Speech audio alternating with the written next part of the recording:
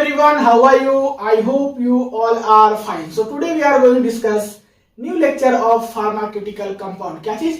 New lecture.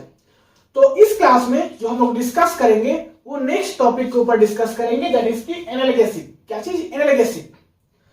तो पिछले दो क्लास में हम लोग क्या पढ़े इस चैप्टर में उसको थोड़ा सा रिकैप करते हैं, तब जाकर के यहां से आपको क्लियरिटी अच्छा से होगा कि हम लोग क्या चीज पढ़ रहे हैं. हम लोग सबसे फर्स्ट क्लास में स्टार्ट किए थे फार्मास्यूटिकल कंपाउंड, और उस क्लास में आपको बताए थे कि हमारा जो सबसे फर्स्ट टॉपिक है वो है एंटीपायरेटिक्स एंड एनाल्गेसिक. क्या है? Antipyretics and analgesics. तो सबसे फर्स्ट हम लोग पढ़ना चालू किए थे एंटीपायरेटिक्स को, उसके बाद बोले थे कि पढ़ेंगे एनाल्गेसिक को. तो एंटीपायरेटिक्स और एनाल्गेसिक का क्या मतलब होता है, सिंपल मीनिंग, वो आप थोड़ा सा याद कर लीजिए. हम पीछे आपको बताए हैं सबसे फर्स्ट क्लास में. एंटीपायरेटिक्स का मतलब होता है टेम्परेचर रिलीवर. क्या चीज? टेम्परेचर रिलीवर मींस जो कि हमारे शरीर के बुखार को कम करता है, उसको क्या बोलते हैं? एंटीपायरेटिक्स.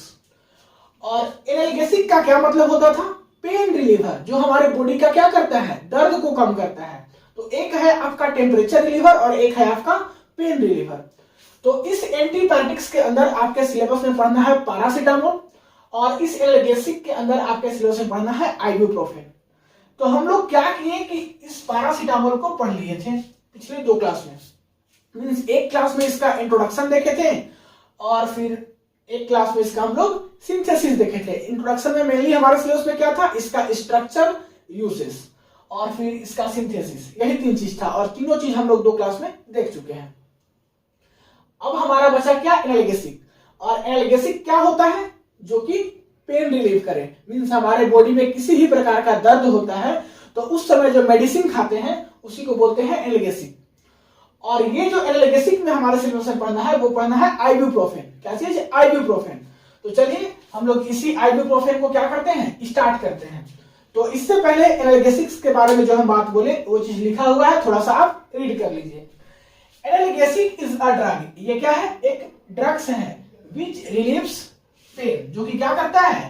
पेन में रिलीव करता है without any loss of consequences. ठीक है, कोई लॉस नहीं होता है. The analgesics are the drugs which by virtue of their action on the central nervous system decrease, क्या करता है वो? Decrease sensation of pain. तो ये बात हम लोग पहले से जान रहे हैं, बस आपको एक बार रीड करना था. अगर लिखने के लिए कोई बोल दे कि एंटीपायरेटिक्स और एनाल्गेसिक्स क्या होता है तो बस उसके लिए दो लाइन था. ये ज्यादा इंपॉर्टेंट बातें नहीं है, बस आपको समझना था.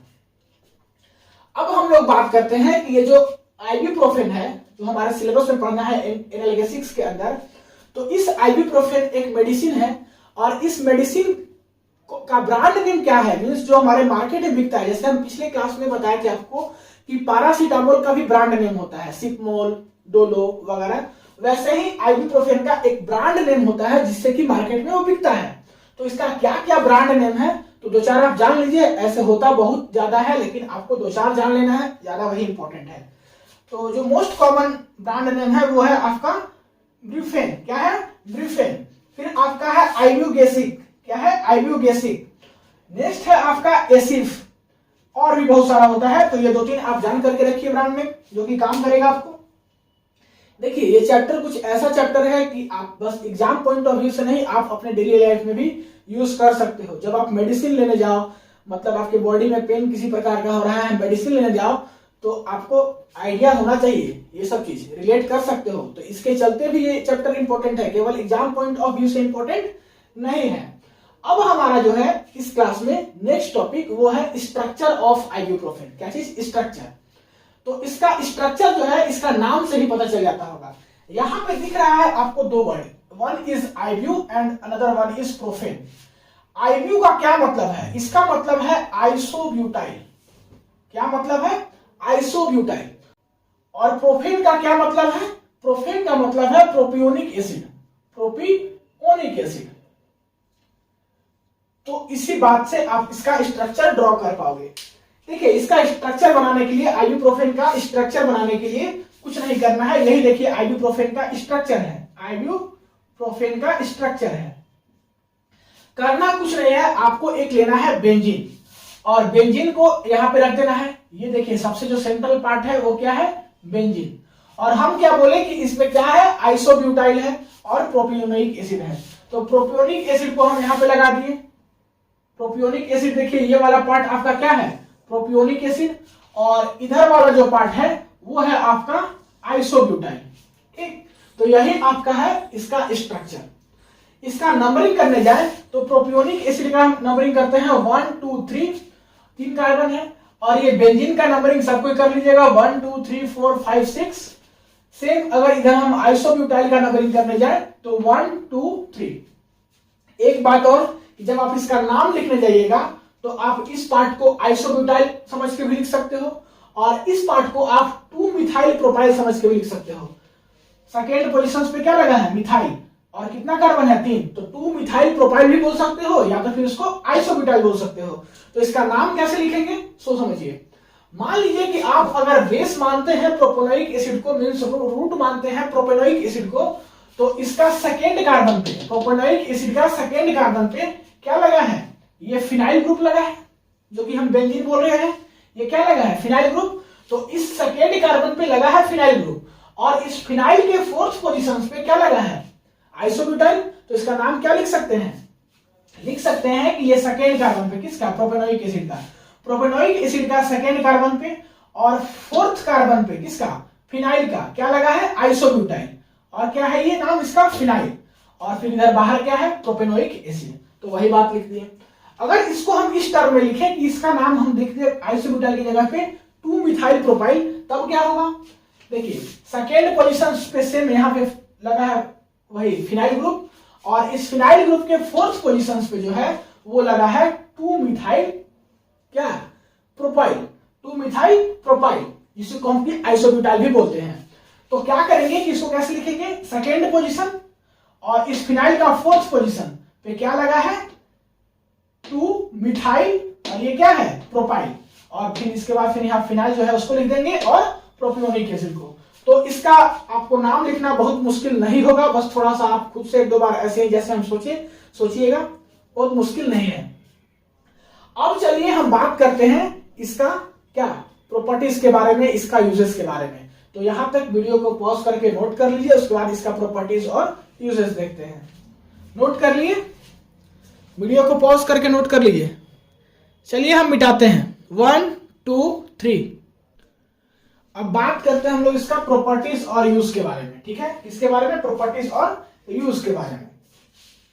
तो चलिए एक एक करके हम लोग क्या करते हैं, डिस्कस करते हैं। देखिए एक बात हम बहुत इंटरेस्टिंग बात बता रहे हैं, ये जो मेडिसिन है आइबुप्रोफेन, ये बहुत पुराना मेडिसिन है, मींस बहुत पुराना दर्द का दवा है।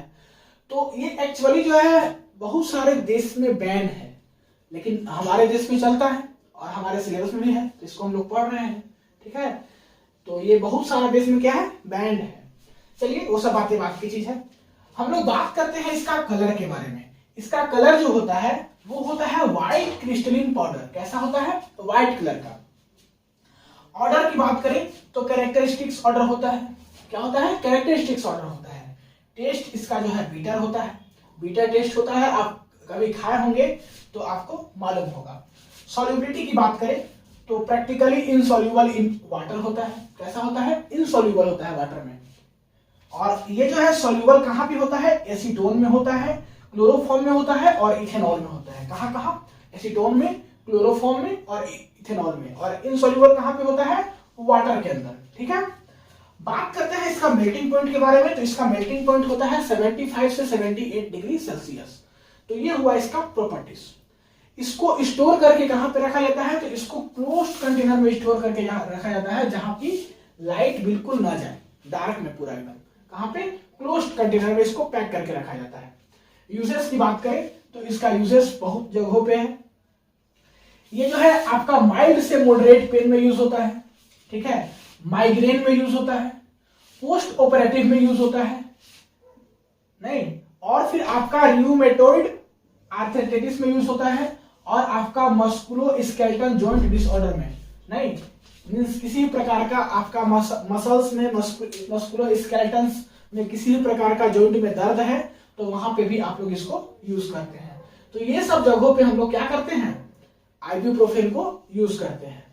कभी कभी क्या मैक्सिमम टाइम में थोड़ा बहुत फीवर को ठीक करने में भी आइबुप्रोफेन ठीक करता है। ठीक है, तो सुनिएगा कभी अभी कि आप जब जाते हैं मेडिसिन लेने तो जो पेन वाला दवा होता है वो थोड़ा बहुत फीवर को ठीक कर देता है, तो फीवर में भी काम आता है।